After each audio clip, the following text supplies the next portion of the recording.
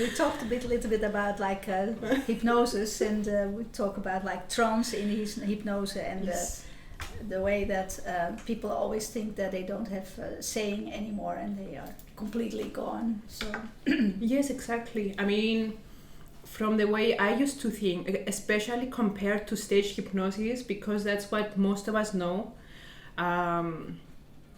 is that, you know, we will have no recollection of what happened, yeah, and no control of what the other person said. But that's not the case with RTT. On the contrary, we are fully aware. We actually have a discussion under hypnosis, and the client has full control on what they will say, and if they wish to respond, sometimes they might choose not to, and they have the right to and the power not to. So it's like a discussion, but instead of the conscious mind with the subconscious Yeah. mind. It's not about being asleep. It's about fully aware, exactly. even more maybe aware. Yeah. That was my question. Like, why we couldn't do the same thing, but me sitting there with the open eyes, and I could close my eyes only when you was asking me to go back to the situation or anything like that. So I was not feeling like I'm anything. I was just lying down with my closed eyes. Mm-hmm. So But you choose to lie down, eh?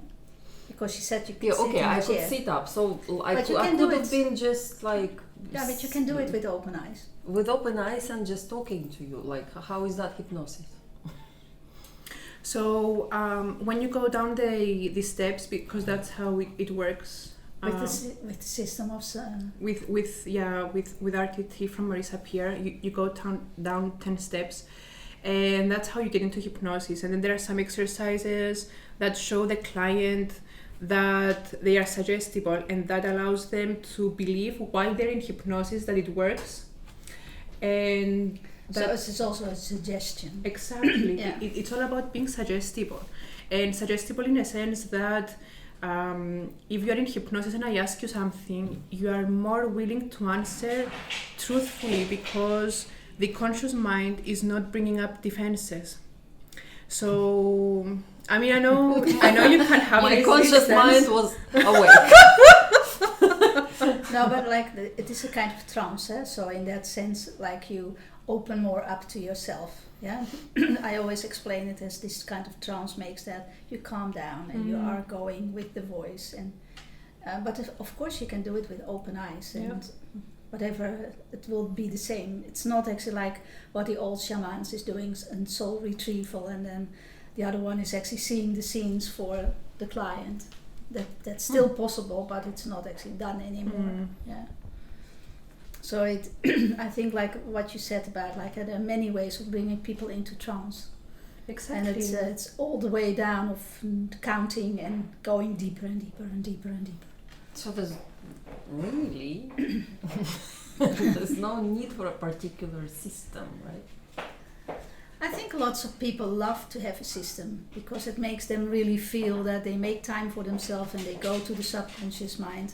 So it's not that it's needed, but it's a kind of like a kind of form in which you give yourself permission maybe to learn more about yourself. Mm-hmm. Okay.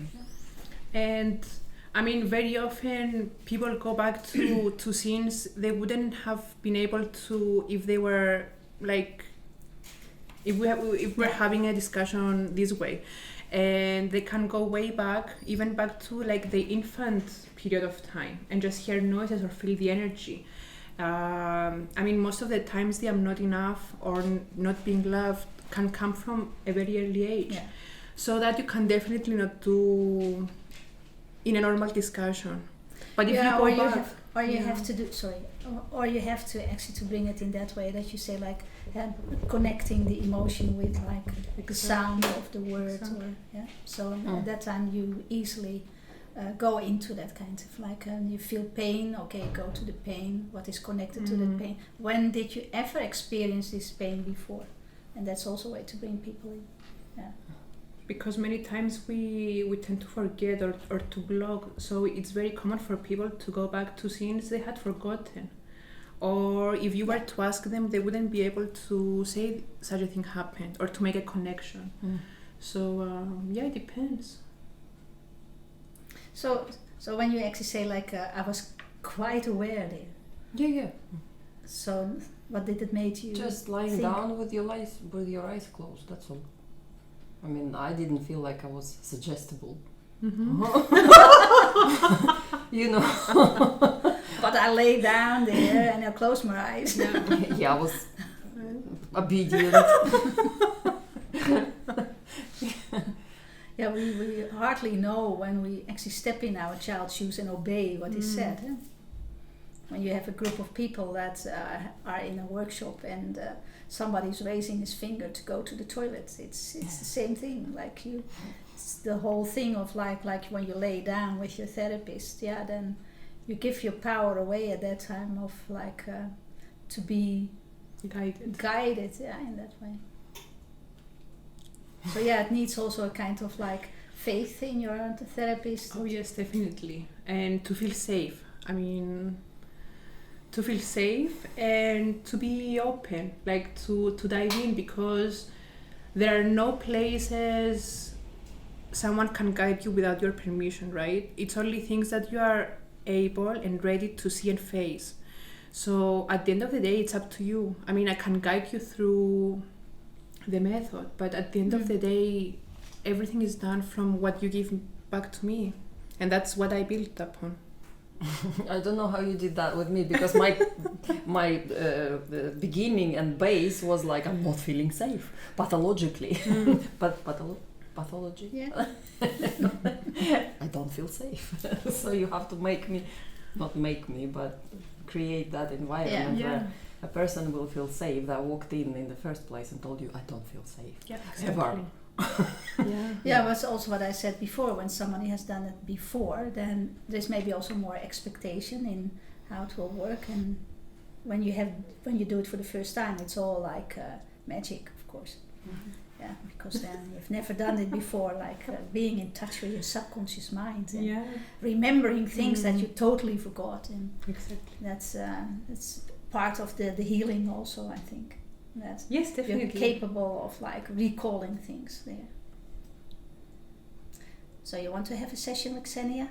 Phone us. Yes. Or phone Xenia. I just was gonna say, like, if I was going to have a session with you, would I specify that I wanna hypnotherapy, or I want coaching session? Yes, you would. I mean, you would come with a presenting problem, right? So if it's a matter of being disciplined in your daily life, or want accountability, want to see your goals, then that's a different approach. That's coaching. If you find yourself, for example, struggling with things you feel you shouldn't be able to, or being blocked in any way, and you want to go back, for example, self-esteem, the I'm not good enough, relationships, money-wise, all sorts of stuff, then if you come saying, I want to dig deeper and go back and see what meaning I gave to something that happened that I carry with me until now. I mean, sometimes you're not even aware what it is you're carrying. So, but you may say, like, I find myself going back to old habits, like being addicted to sugar, or binge eating, or procrastinating when I'm doing the things I love. Don't tell them everything. Right? Don't tell them everything. So sometimes, coaching can respond to that, but it's also a matter of, if you're open to it, to go even deeper and see. Yeah. But I could see that also you prepare before that already. Yes, of course. Before the session, you actually are in contact to know about more things that you can prepare the session also. Yes. Yeah. So we send the intake form, and there the client ticks the issues they want to work upon.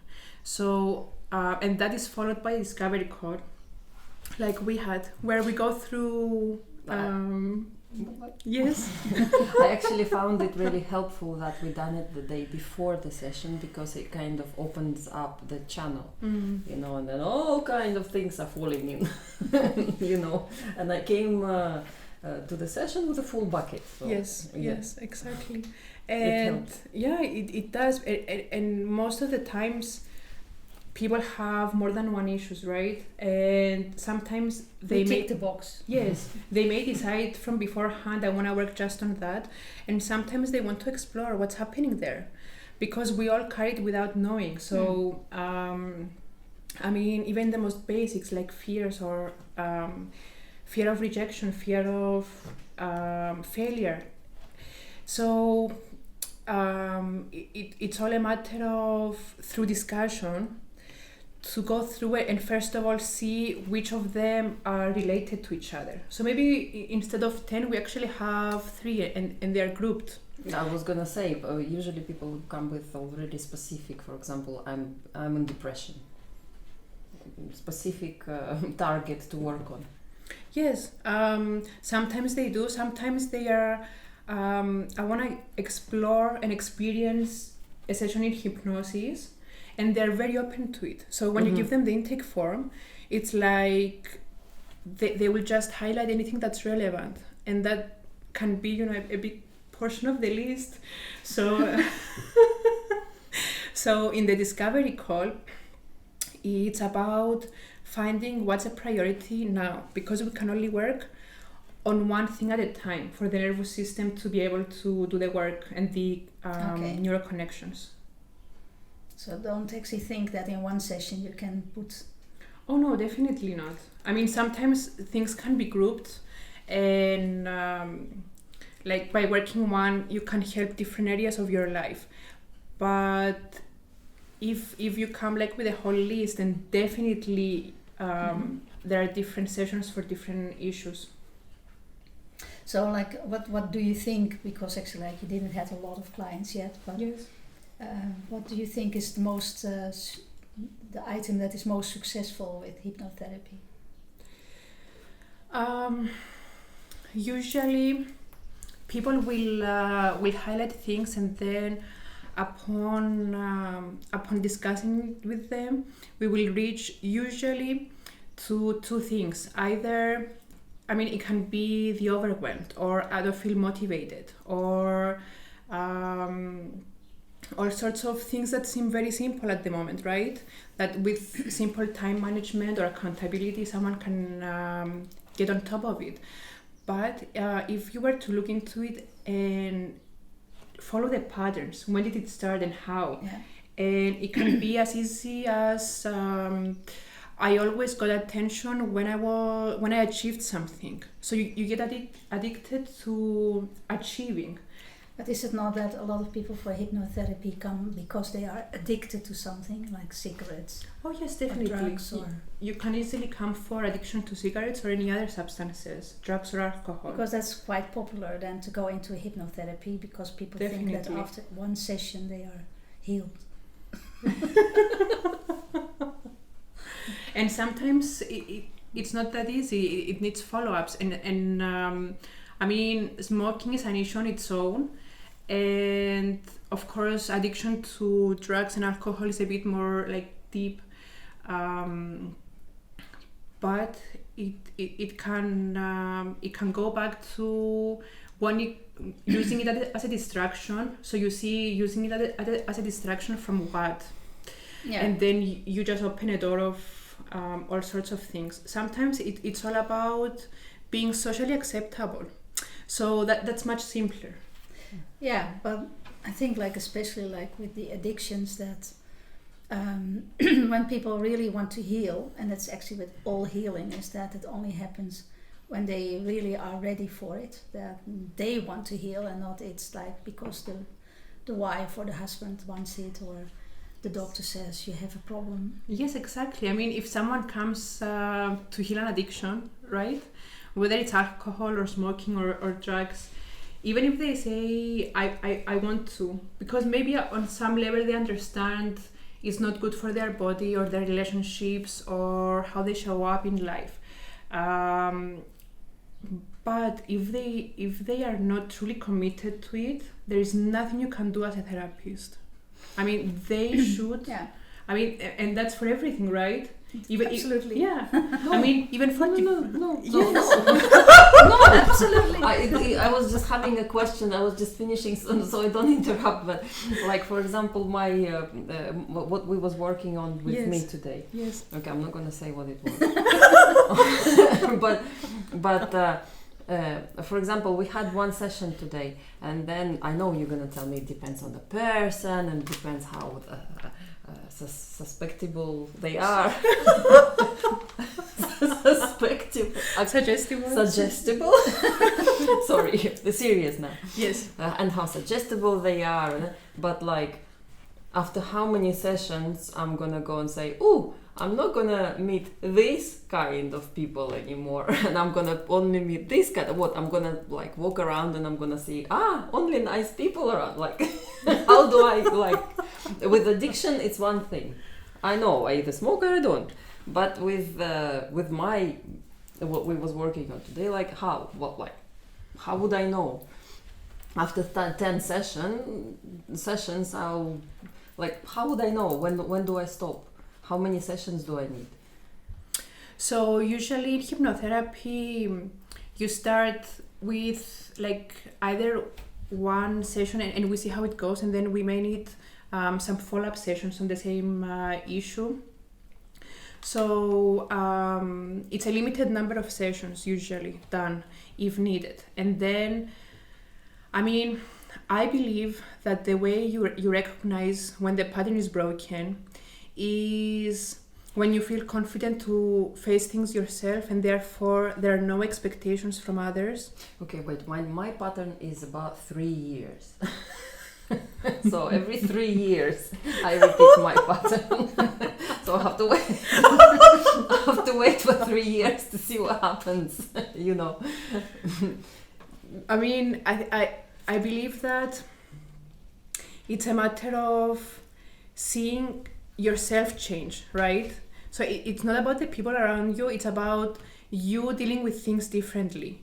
Once you see yourself dealing with things differently, having confidence in yourself, and then being able to regulate the expectations you have from others, then the relationship you will have with others is different. But the essence is how you show up. For example, if you show up with confidence, if you show up with, yes, I'm frightened of uncertainty, but I know that I will figure it out when it comes, then that's an indication of how your mindset has changed. Yeah, and so it comes to the point that actually, like when you really want to heal, that first that willingness should be there. Doesn't say that you erase right away the pattern, because the pattern has been like settled in for a lot of years. Like what you also experience is it comes most of the time from childhood. Yeah. So in that sense, what we do like in 30 years, we can't erase in 3 hours. Yeah, that's what people want, but it's not done. Yeah, let's be honest about that. Apparently they do that in NLP. But it's also anchoring some other beliefs, what you also do in the hypnotherapy. But it's still actually, after a while, people still have issues out of that, different issues out of it, because actually like it's a growth process. Mm-hmm. So it's not that you go back to, and you didn't go back to where you were so many years ago. But it's like you make steps in it, and you only make the step that you can actually handle at that time. Mm-hmm. Yeah. So you learn every time more about yourself, and that is also the more you actually like learn about yourself, you also know that there is this process going on with you. It's not that you erase everything and now there is a new you. Yeah. Let's be honest. We want that, but it's not happening. So it's still, we have this kind of history. We still have this kind of ideas, and that by having a new, like what you did this afternoon, like having a new program there, then you start adjusting already things inside of you. You start already changing things there, and then hopefully like that you put that on for yourself, and you move on in life with that. But it's a process, and like life is a process. It's not that so we still don't have a guarantee. No 100% guarantee money back. What is this? I don't think it's like that. You fail it because actually at that time it's enough. But when you learn more, of course there's a new lesson also to look at. So it's not that the therapy has failed, but it has put something in motion. And that's an important thing, because when you don't ever look into things, you never solve anything. Yeah. So and this is a step in what you like see as self-development. Yeah.